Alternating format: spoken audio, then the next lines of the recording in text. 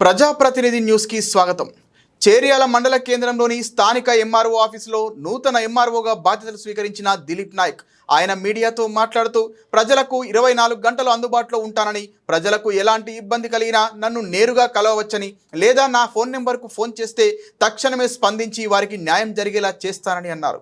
అలాగే మండల కేంద్రంలో ఉన్న 20 వరి ధాన్యం కొనుగోలు కేంద్రాలలో 80% వడ్ల కొనుగోలు పూర్తయిందని, మిగతా 20% వడ్ల కొనుగోలు పూర్తి చేస్తామని అన్నారు.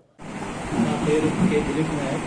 నేను నూతనంగా 17వ తారీఖు రోజు చేర్యాల మండల తహసీల్దార్గా బాధ్యతలు స్వీకరించడం జరిగింది.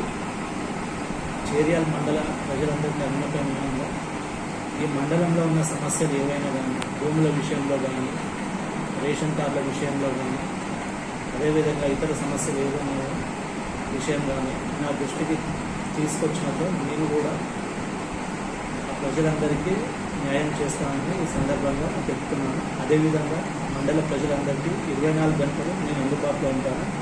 అదేవిధంగా ఊరి ప్రజలకు ఏ సమస్య ఉన్నా నాకు ఆ ఫోన్ ద్వారా ఇన్ఫర్మేషన్ ఇవ్వవలసిందిగా కోరుతున్నాను.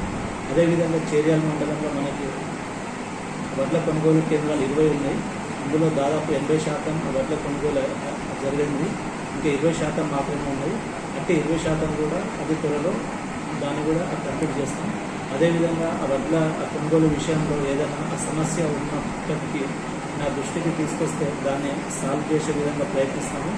మా చేతిలో లేకున్నా కానీ మేము పై అధికారులకి ఇన్ఫార్మ్ చేసి ఇట్టి సమస్యను పరిష్కరిస్తామని మండల తహసీల్దారులు అందరికీ హామీ ఇస్తాము.